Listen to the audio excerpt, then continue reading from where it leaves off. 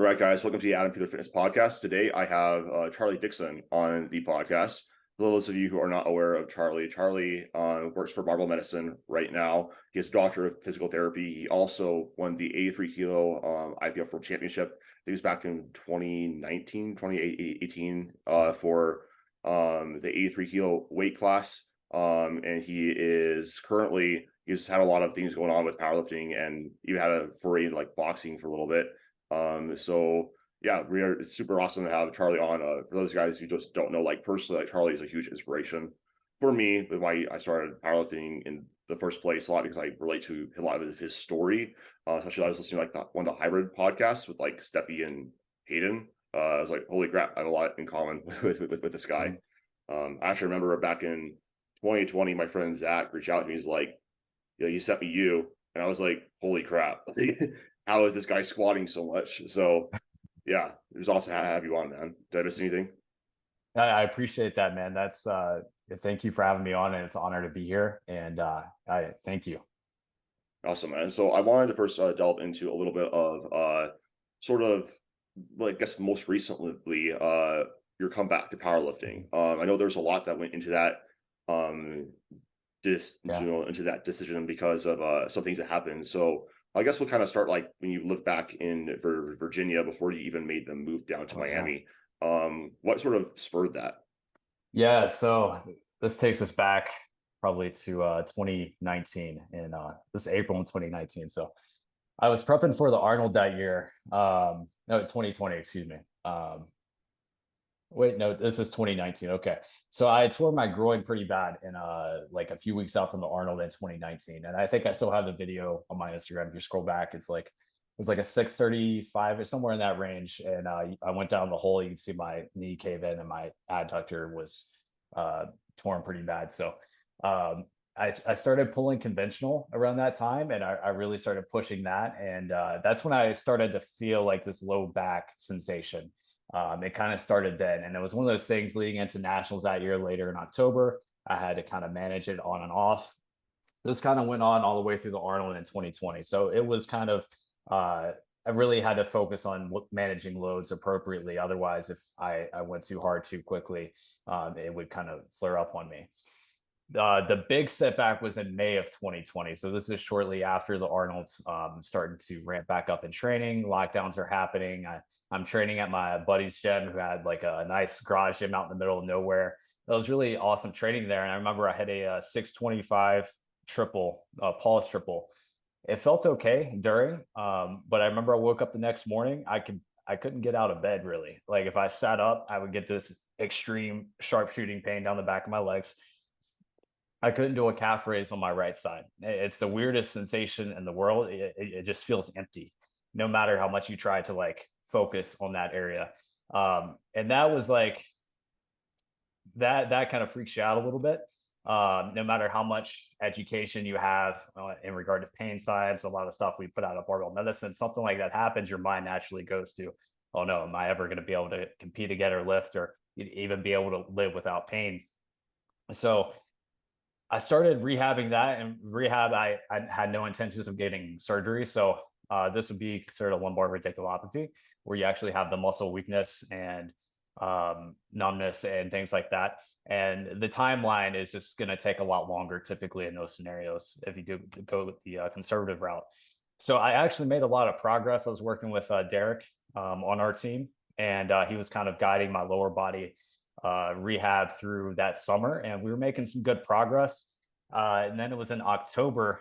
I think it was safety bar squatting, which is a normal session, doing like six sets of six, and it felt like I was straining my left quad on one of the last sets. So I called it there, and it just kind of stayed there, regardless if I was flexing my quad or not. And I woke up the next morning again, and it was the same thing. I couldn't get out of bed, and this time it was down my left quad, and I had left quad weakness. So if I would go up and down stairs, my knee would buckle. And then you start to like you're back to scratch again. And it when you I look back at some of my earlier like powerlifting days, like I was so passionate. I loved it so much. I was so excited. And when that gets taken away from you, it's like you're trapped in your own body, right? Um, So that was very difficult for me, especially like towards the end of 2020. And that's where the boxing thing started to enter the picture. So my best friend lived down the street from me. I went down. We were watching some UFC fights one night. He actually has a heavy bag in his gym. So it was the Conor McGregor Dustin Poirier too. If anyone's a fan of UFC, Yeah. this is January 21, and it was during the prelims. We went out and he grew up boxing a little bit, and he showed me the basic punches and everything, and I just got obsessed with it. And it was like, because it didn't hurt really. It didn't hurt nearly as much as trying to, train like I wanted to. So, Steffi Cohen, she also went through a similar experience. She had a low back injury, got into boxing, and she had made a post about it. I think I reached out to her. And that's when she invited me down to hybrid. And this is March 21. I went down there like the next week, got a few sessions in with her boxing coach. And I remember we were doing like the second or third session. Is like, man, you're picking this up fast. I'm like, yeah, I'm gonna move down here. And I don't know if he believed me or not, but I was like, being in that environment was really good for me. It gave me surrounded by people who have a similar mindset in regard to training. They take it very seriously, and I just loved being in that environment. So that's kind of what led me to move down there. Long story short, I spent like a year down there prepping for my first amateur fight. It was actually this time last year, April 30th. We prepped so much for that and went in. It's a very different experience, especially at the amateur level. You're throwing a lot of punches, and looking back, probably would have prepared a little differently just to get used to that amount of output in that short amount of time. Ended up losing a decision, but I was still very happy with all the work that was put into that and having the courage to go in and do it. I definitely took a lot from it. So fast forward to now, that's I met my wife down there in Miami, so that was one of the blessings in disguise.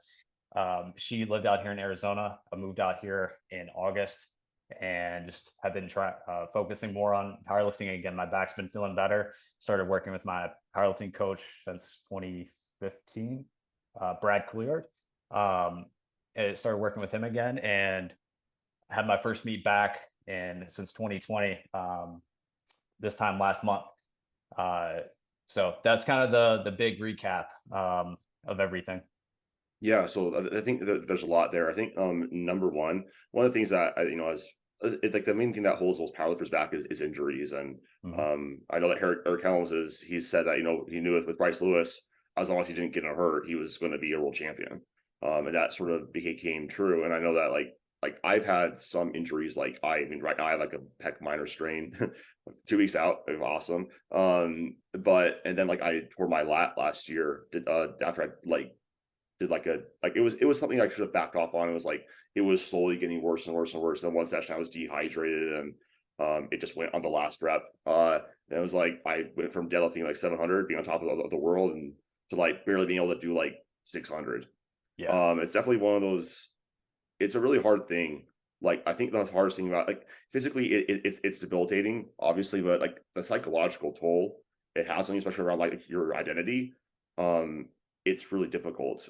Like how did you work through that? Because I know that you've had Mm. several injuries. Like even for this last meet, too. Yeah. What kind of like got you go through that? I know that there's a lot of like pain science stuff like there, Mhm. but um, love to Yeah. hear your No, thoughts. that's a great question. And I think back to when I first started training. I was this is 2008. I was 12 years old at that time, and I weighed like 84 pounds soaking wet. And I wanted to get bigger and stronger for wrestling and for football. And for me, training has always been this outlet where I could go and I felt like I could be myself, and it just gave me so much confidence, right? And especially a lot of emotional stuff. Everyone kind of goes through those teen years that are kind of weird and angsty or whatever it may be, and I just used a lot of that anger and emotion and kind of put it into training. And one of the things that injuries taught me, you can't escape those things you don't want to deal with because you're trapped in your own body and you don't have that outlet anymore. And then you have that question, who am I without this thing that I love? For me, it was when I first started powerlifting, it was like, I want to be a world champion in the IPF. That's like the most reputable drug tested federation. I want to be the best at that.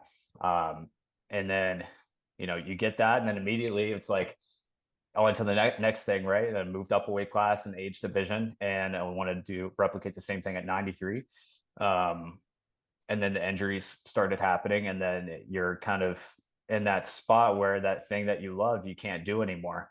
And for me, I think a lot of it was focusing outward and doubling down because I was coaching at that time and also working as a rehab clinician through barbell medicine. So for me, I saw it as an opportunity to kind of give back to the people that I work with, and being able to empathize with them on a deeper level. It gave me a lot of value, seeing how I could walk other people through it, because I know I very much know how bad it can get. And I think it definitely helped being able to see other people make progress and help them make it through. That helped me a lot. That, the boxing, finding a new outlet.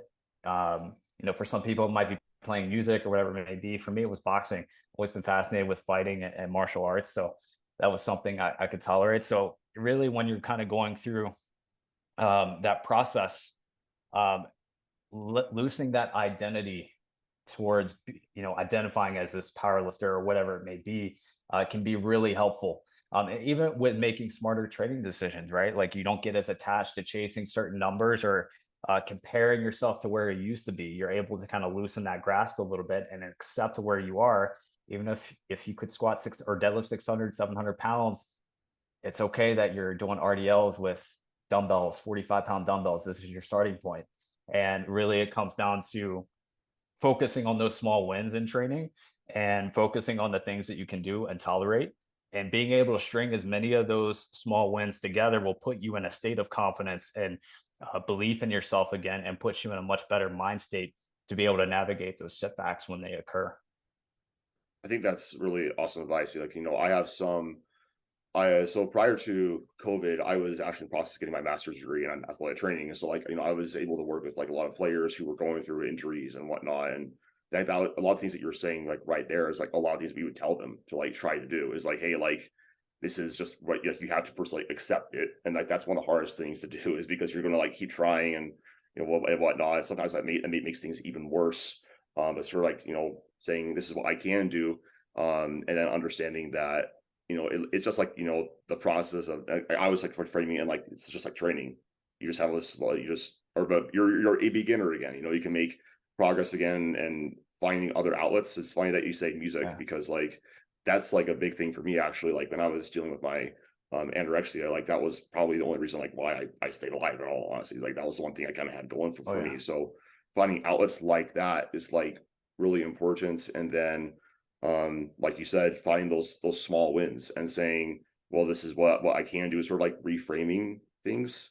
Yeah. um and I know that, like, I think what's been most impressive is, like, I've seen, I mean, I remember I came back to one meet in 2021 um after COVID, and I really wasn't training very much during that time. And I saw this one guy who I really look up to, like, locally, like Jad Alame. He tore his adductor, like trying to squat like high sixes. And I was like, holy crap. And I saw him like go through that process too. And like now he's, squatting 700 with like ease and whatnot. So it's just like, I guess I say all that as I think it's also just accepting, like, it's kind of a part of powerlifting too. Like, you're going to have setbacks. Um, like, how would, like, actually, I want to ask you this, because I feel like like you said, like, you learn from it, learning how to like better accept, like, what are some other things that you sort of learned from, your setbacks with your injuries? I think the biggest thing, and we hear that question all the time, like, what's the biggest thing you've changed your mind on, whether being a coach or whatever it is in your profession? For me, it's like, you don't need to do as much volume or work as you think you do to make progress. And I wish I could go back in time and tell my younger self that. And in some ways, I don't regret any of the training decisions or the setbacks that I've made. It led me to where I am now, and the life that I live now. And I'm very grateful for the lessons and all the dark times that I experienced through that. But my advice would be to, younger lifters, especially. I know you're amped up, you're ready to work, you're ready to get after it. Just do it in a manner to where you do enough to make progress. If you're making progress, you don't necessarily need to do more volume or intensity just for the sake of doing it. I think that's really the big thing, is learning the concepts of load management, learning about pain science, what it means, what it doesn't mean. I think all those tools and resources can be extremely helpful. And that's the biggest thing I've changed my mind on for sure. Yeah, I think that's actually a great segue into like how has your training then sort of changed over time? Yeah. So, like I mentioned before, I started working with my coach again, Brad, and I think back in December. So from then until the meet in, was it March? Yeah, towards the end of March of this year. With the squat, we kind of did like this wave load protocol. So we would go like the first week would be, RPE 5. Or if let's use the squat for an example on the top sets. RPE 5 the first week, RPE 6, 7, and I think we might have done 4 week wave load, and the last week would be push a little bit more. And we did that like three or four times, and I think it worked pretty well, and I was able to kind of manage things a little bit easier that way.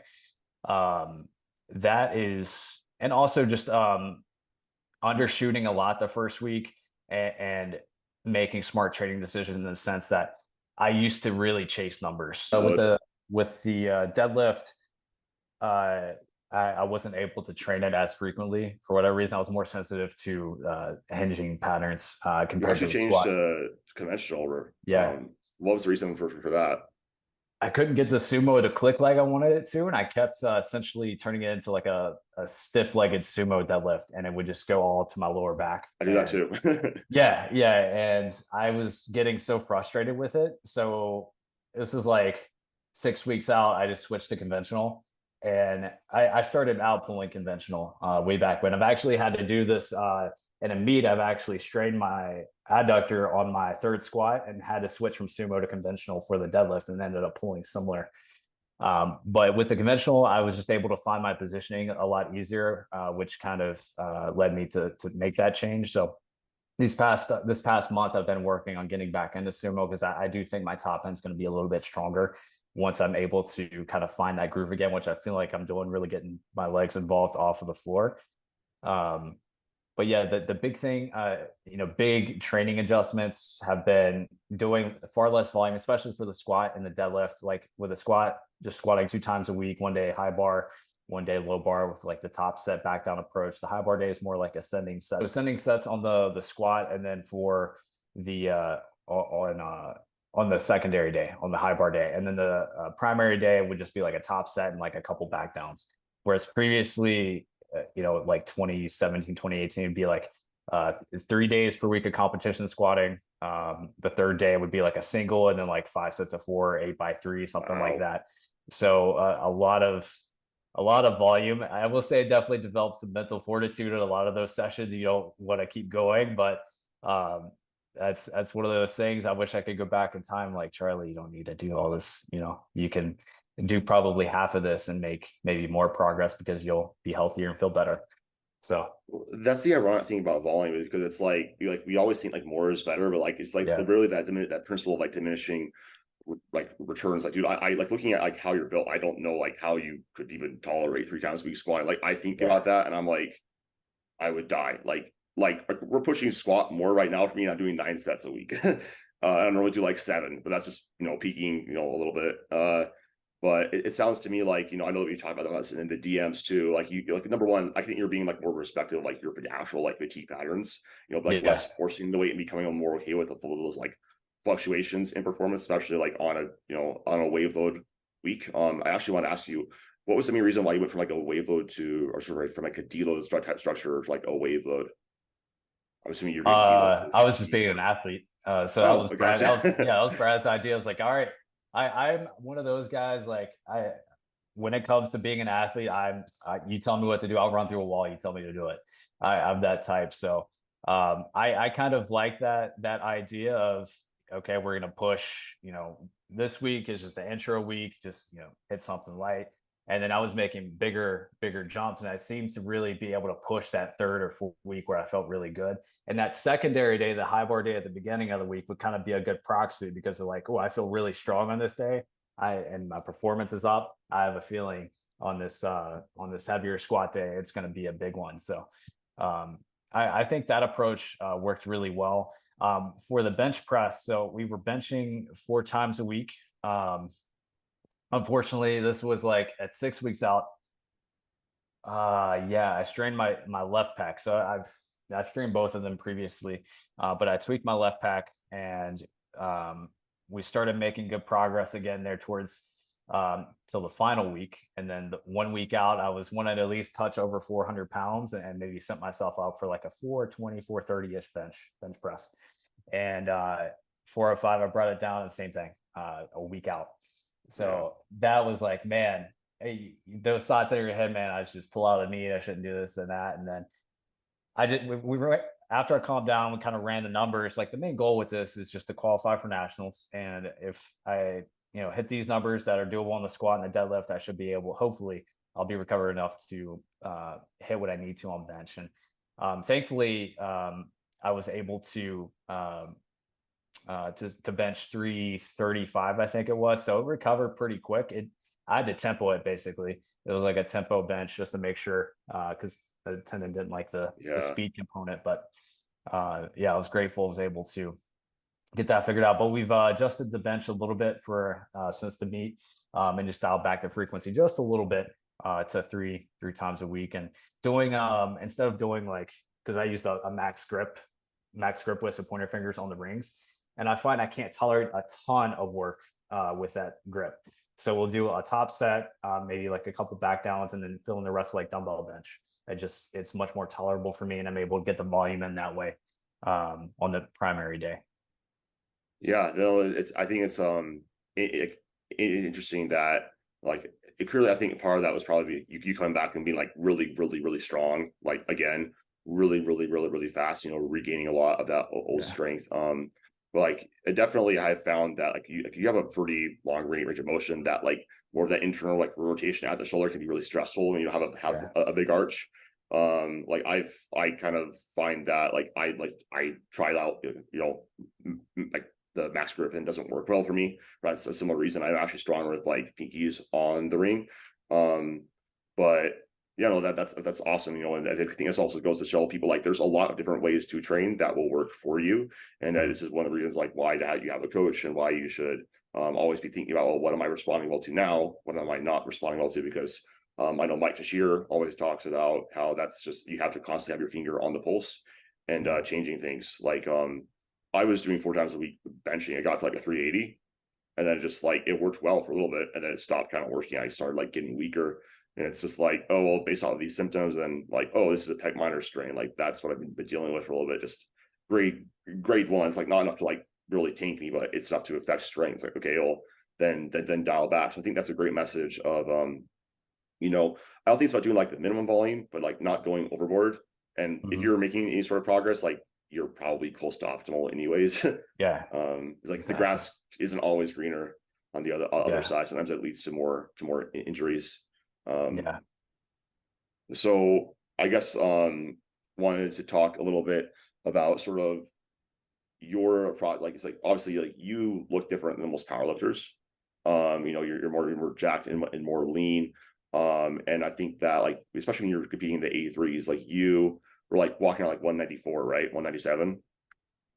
Yeah, last time I cut down, I was walking around like 197 for that. Yep. So first off, like how the hell did you manage to do that Was with a 2 hour weigh-in? Yeah. So I think a lot of things worked in my favor on that front. So I started wrestling when I was really young. And of course, weight cutting is a big part of that sport. So I did that all through basically through high school, even in like middle school, some too. And I think having that background, you learn how to suffer really well. And so of course there was a performance decrease, right? So when I would cut down to 83, I would be much stronger in the gym, but in that instance the performance drop was worth it because it made us competitive in that weight class, especially with placings at nationals to qualify for worlds, all that good stuff. Sorry, I got off track. What was the original question? Oh, to talk about like how you manage like that weight cut. Yeah. Yeah, so with that, it's been a while since I've had to do it, thankfully. Yeah. Let me think back here. So it would be like that Sunday, I would have like my last, if I was competing on a Saturday, let's say that I would have my last big meal and just eat normally. And then I would start my water load on that Monday. So that's what, like 5 days out. So I would drink about 2 to 2.5 gallons of water. And go through. Steve Denovi has a great video on gut cuts. I would perform a gut cut as well in addition to a water cut. I would highly recommend checking out his article on the topic, and I think he has the video too. That was really helpful. But that's essentially what I would do for leading into the meet. And it's funny, I remember in 2017 Nationals, this was in USAPL Nationals, this was in Orlando, Florida. I that was like my biggest cause from 198 down to 183. And I don't think I ate anything for like at least 24 hours, Yeah. 24 to 30 hours. Um, and I got to the venue. It was at the airport, and I got to the venue, and there was 30 minutes left. I was on the primetime session, 30 minutes left before weigh-ins. And I went and checked my weight because I was good on the scale back at the Airbnb. I checked my weight, and I was half a pound over. So that is, since you get that initial like, oh shit moment, and it's like, all right, let me put my stuff back on. So put all my gear back on. I ran outside and I ran in front of the airport for that last 30 minutes, spitting in a bottle. And I made the weight, People are but like, what the hell is happening? yeah, yeah. So I made the weight, and the worst part was refueling after, because you don't feel like Yeah. doing anything. And the way I approached that, that's probably the hardest part, honestly, is being able to keep all the food and water down. So right off the bat, I chugged a Pedialyte, so 32 fluid ounce Pedialyte. I'll let that settle, let that stomach expands and it shrinks, and then you focus on the fluid first. And then my coach Brad, and then my one of our friends handling me, Kevin, he kept feeding me like Dunkin' Donuts and pretzels and a bunch of salt. I'm like, I don't feel like eating this. And then it's time to go warm up. And thankfully, at that particular meet, the primetime session got pushed back half an hour. So it was actually a 2.5 hour win. So that definitely helps. I definitely took advantage of that. I remember warming up for squat. That's the hardest thing. You put your belt on and keeping everything down. I thought it was going to be Yeah. a meme or a YouTube video of the guy who throws up on the ref. Thankfully, that didn't happen, and that was one of my best performances. That one qualified me for the national team in 2018 for IPF Worlds. But yeah, when it comes to the the actual approach, like the X's and O's, like I said, I would recommend that video from Steve. I think he does a really good job covering the concept behind a gut cut, and I think he includes some water cutting or sodium manipulation, all that good stuff on there too. But yeah, you can't go wrong with that. Yeah, I also have like a free resource actually made kind of like off that video. If you just like enter in like their calories and their average amount of fluid, and Yeah, they just can do that in my bio. that's perfect. But yeah, man, like I can't. It's pretty clear too. Like you don't get as affected from water cutting. Like you still did obviously, but like dude, I can't imagine like I've cut like 12 pounds, but like before, and I had a 24-hour weigh-in, and I was just keep thinking about, I'm like. I'm like, I swear Charlie is like cut down like 195 to like 183. And he has a squat like 2 hours later. Like, it's the weirdest thing too. Like, I remember like my first time I did it, like drinking water after it, it's like this weird sensation. You're like, you kind of feel like sick to your stomach, but like you're like, oh, this is amazing. And that's like, you also kind of don't like it. Yeah. And then you think about food and you're like, I don't know about that. That having to 100%. squat later, man. So I think a lot of that is like mental fortitude, like you said. But like obviously, like the process of moving up like a weight class. I actually want to ask you, because this is something that I'm currently going through, and I think a lot of lifters go through event like eventually, is like like it says like your training approach, and like sorry, your nutrition approach with like going up a weight class, like how you're able to like get muscular Mhm. while like not really getting fat. Is like you've never really lost your six pack. Like you're always like around 10% is what it looks like. All of the number doesn't really Yeah. matter. You always look jacked and lean. So like what is your like what has your nutrition look like, and what was the whole mental process of sort of moving up weight class and accepting that weight gain? Also, like I think this is also a good question, is like how did you gain that weight? Was it like all linear, or was like spurts up and then you would hold it and spurts up? Because like that's how like everybody likes to think it's just linear, but it's not always that case. Yeah. So let me think back. So I moved up a weight class. This was in 2018 after Worlds. I had full intentions. I don't want to make this cut ever again. Funny enough, I did it for boxing actually. That's a side tangent, but yeah, I did the whole thing again. For But fun. yeah, yeah. And I I remember the first few months I basically would eat as normal and I would eat a whole thing of Ben and Jerry's at night. I'll be That's that was awesome. like that Okay, was for just actually I have had tried every single flavor of Ben and Jerry's.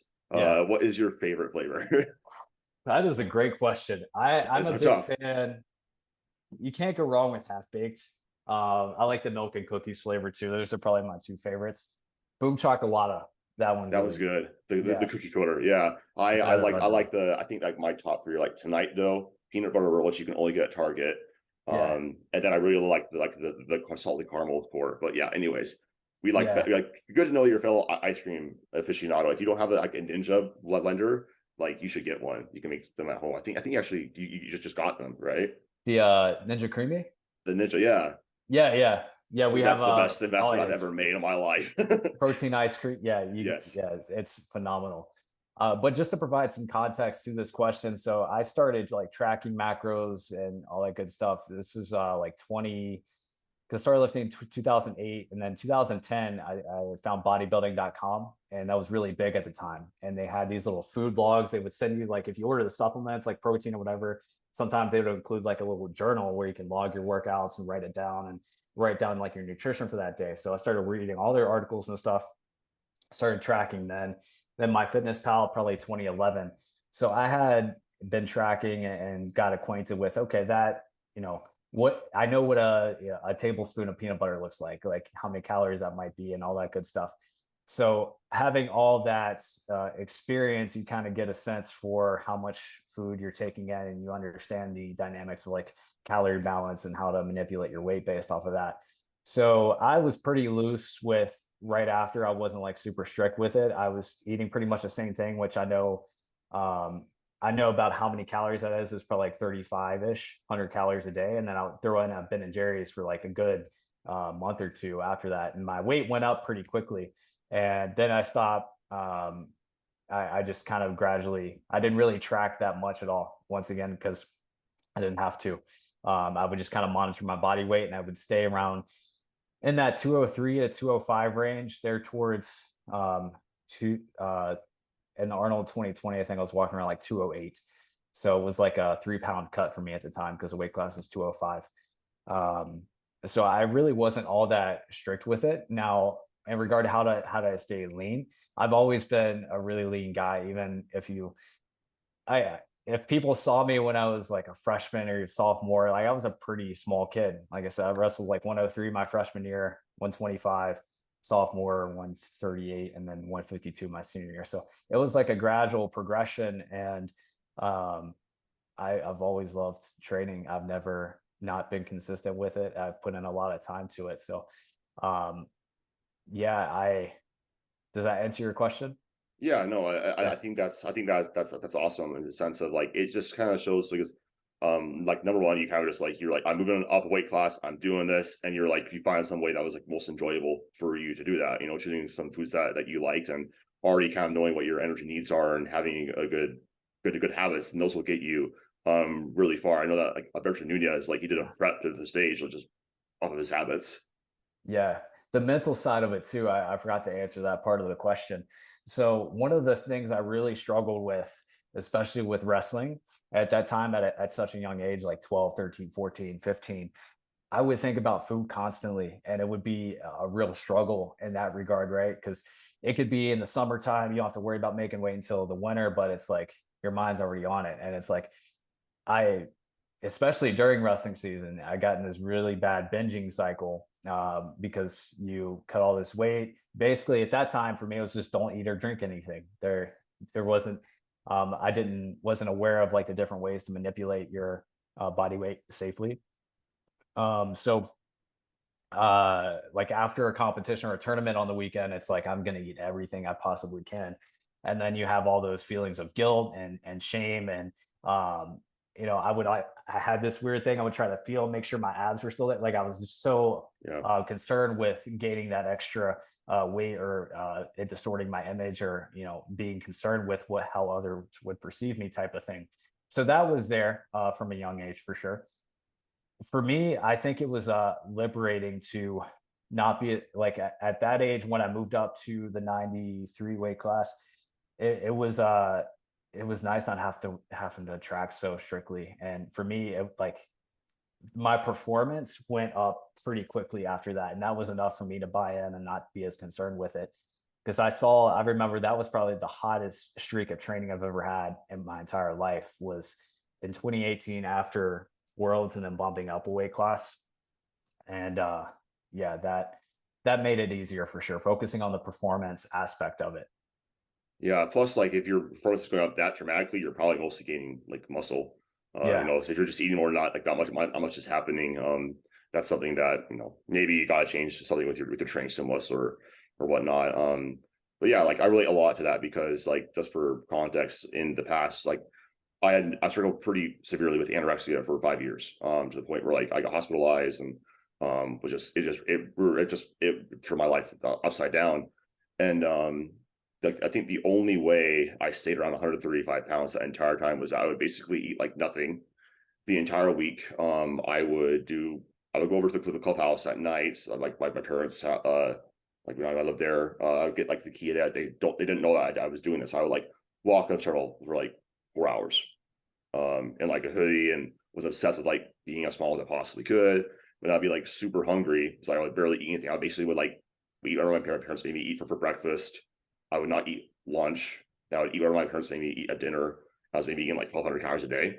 I was pretty active still, like I was doing like music stuff and whatnot. And then on the weekends, I would just get so hungry. I would just have a crazy binge cheat day. This is like people were talking like the 10,000 calorie challenge. Like, bro, that was easy. That was easy for me. So like relate I to that. definitely like relate to that. And like it wasn't until like I started training and found powerlifting that like it was I found like flexible dieting. I created better habits. I really saw my performance going up, and that helped like associate like my, I was like, holy crap, like food is actually good.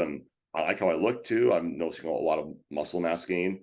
And like again, then just because I still struggle with it every now and then. I know like I reached out to you about it, when I was Yeah. considering moving up a weight class, and always being anxious about seeing that number go up. But I think what you said about focusing on those performance goals and then just not making like your life centered around the scale will also really help you out a lot.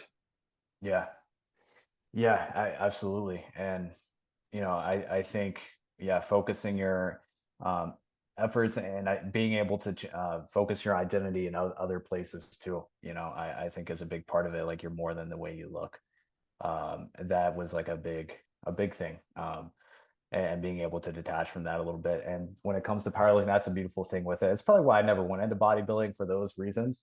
Powerlifting always kind of spoke to me a little bit more. And yeah, it's like it's much more objective, and I think being able to focus on the performance aspects of it can be very helpful when you're kind of navigating that situation.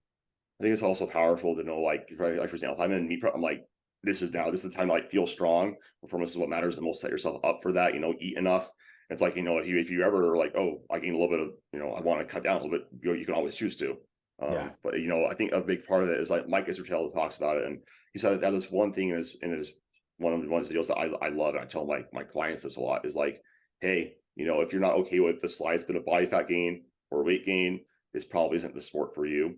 You need to find like yeah, a different hobby. So like I know that you talked a lot about like you know the process of like getting to your goals and really respecting that. So I guess to end off, I have a couple last two mhm. topics. I wanted to ask you about, for somebody who is looking to potentially get somewhere where you've gotten to in powerlifting.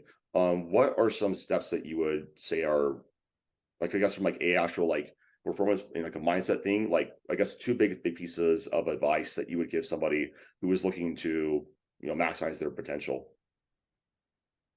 This ties into that bit about focusing on the process, and what does that mean. So, just to give some context, like the thing that got me interested in it is if you look at a lot of like highly successful sports teams, like the Patriots, for example, when Tom Brady was there, or Alabama with Nick Saban, they always talk about the process, focusing on each play and not worrying about what the scoreboard shows. That's kind of what got my wheels turning about it.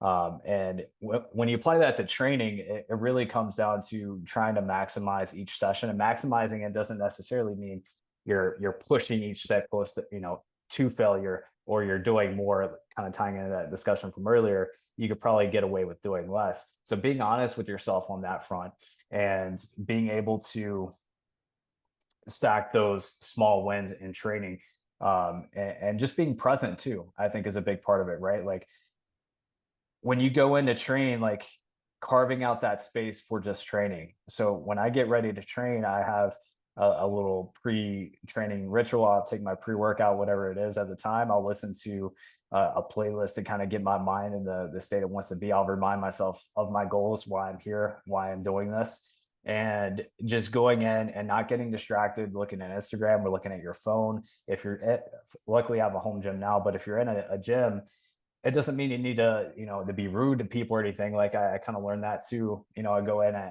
say hi to everyone and have my conversation. I expect that, I'll give people my time, like 10, 15 minutes, and then I put the headphones in and it's a different person. And I am completely focused on this workout that I have, whatever it is. And I'm going to execute it to the best of my ability. If it says RPE 7, I'm going to try my best to be honest with myself. Looking at the videos, I take videos. I'll look at it between set, make a call, and then get right back to the next set. And I'm already, just staying focused the whole time. I think you can really get a lot out of your training that way. Like a lot of my SBD days, when I would go through those, like you're working up to a top set, heading back downs, I could get through those in like 2.5 hours, like very efficiently, and I wouldn't waste much time. As soon as I'm done squatting, I'm already moving on to bench, getting that loaded up. I think that mindset and cultivating that level of intense focus and not getting distracted, and making smart training decisions really can go a long way when it comes to focusing on the process, right? And if you do that every session and you stack enough of those together, the outcome is going to take care of itself. You don't need to get attached to certain numbers, and the risk that comes with trying to chase those numbers, you might get beat up a lot faster. And if you get some type of injury, that's going to take you out. And then that's time that you could have been training, right? So the more you can consistently train and stack those positive sessions together, the better, right? Just invest. It's very similar to investing. You're just investing a small amount each month or whatever it is, and you do that for enough time, and you'll get the results that you want.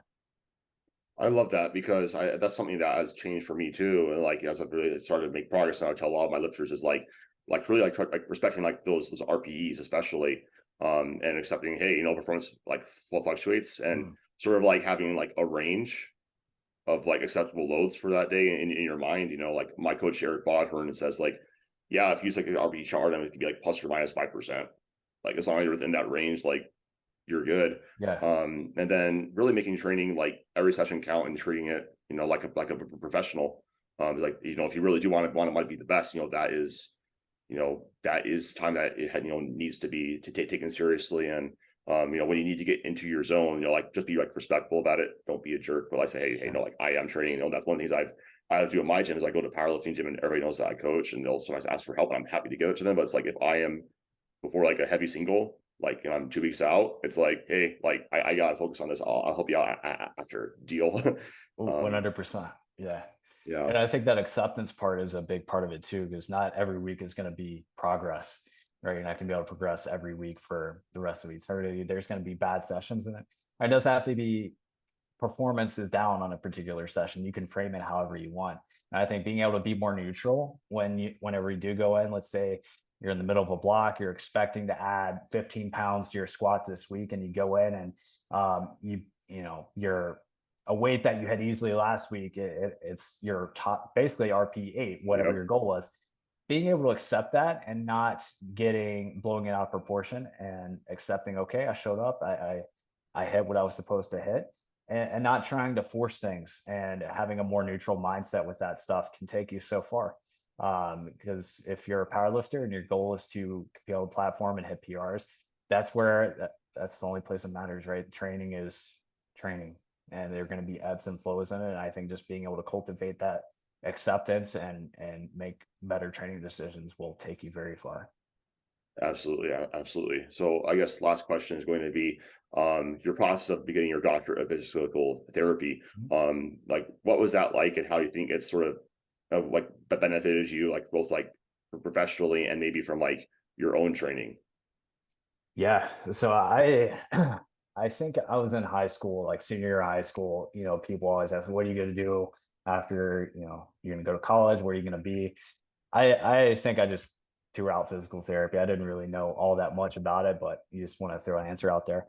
And I think it was like my sophomore year of college when I think Quinn Hennock, I saw he was kind of doing the blending strength conditioning with uh the rehab side of things. And that got me interested in it because I was starting to run into some more injuries and things, and I wanted to know how to manage it. And I had a handful of people I was coaching at that time. And they would have those types of questions too. So that was kind of always my intention, is to be able to combine those two. And the way it turned out, I met Austin Baraki, one of the co-founders of Barbell Medicine, and Spokane USAPL Nationals. We were actually in the same flight, and I introduced myself. And at that time, he mentioned that they're looking for an intern for their pain and rehab division, and that's how I got brought onto the team.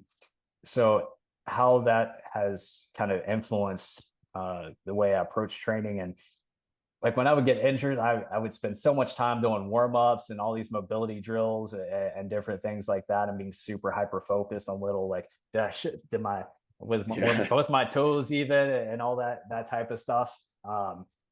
It's made me so much more resilient and so much more confident whenever I do run into a setback, having the tools and the knowledge of knowing how to navigate it, especially with a low back injury with lumbar radiculopathy, where you actually have like the motor weakness everyone um, is afraid of, and the numbness. You have that type of scenario, and being able to apply those principles and still make it through on the other side. And it just it makes you understand how resilient the human body is.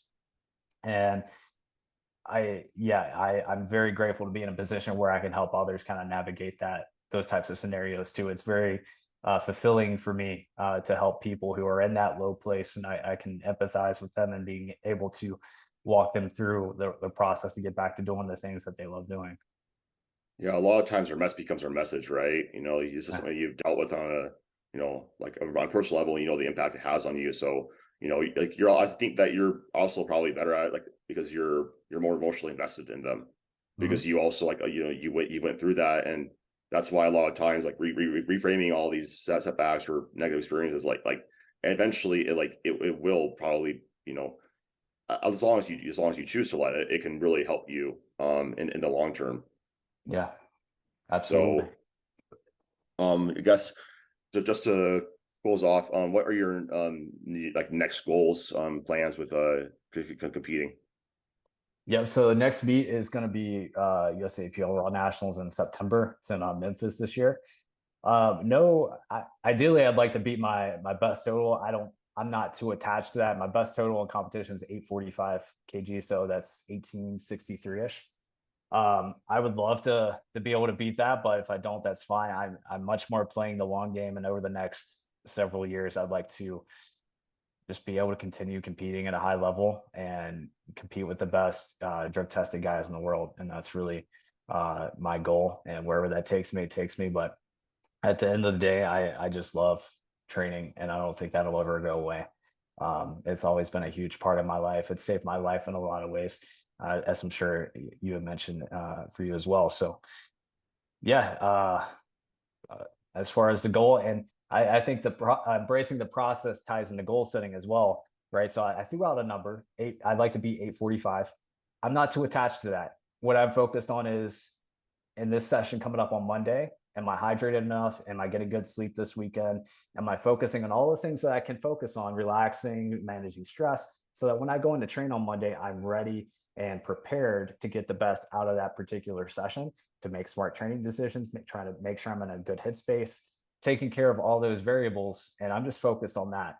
And if you focus on what's right in front of you, maximizing, getting the best you can out of each session, the outcome, those results you're looking for, the weights, the numbers, they tend to take care of themselves in that instance.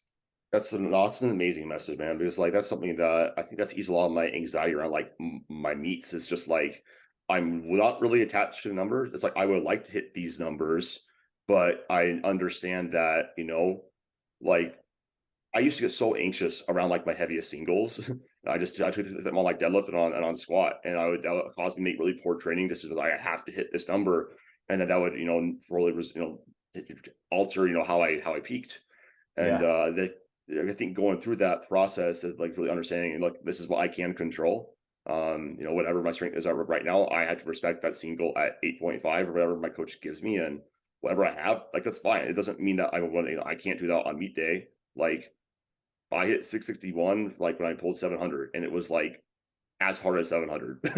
Yeah. It's just meet day is so much different. So I think that's an amazing message, man. And like I'm really excited to just keep watching you, and it's awesome seeing you getting married, taking those life gains too. I'm sure that's positively really impacted you on Yeah. sort of diversifying your happiness portfolio too. So Yeah. Yeah. um Absolutely. really couldn't be happier for you, man. So if people want to reach out to you, find you, what's the best way that they can? Best way, Charlie at Barbell Medicine, or Charlie_Barbell Medicine on Instagram. Email would just be Charlie at barbellmedicine.com. Yeah. Awesome. Well, thank you so much. I'll include those details in the show notes, and thank you guys for listening, and I'll talk to you guys in the next episode. Awesome.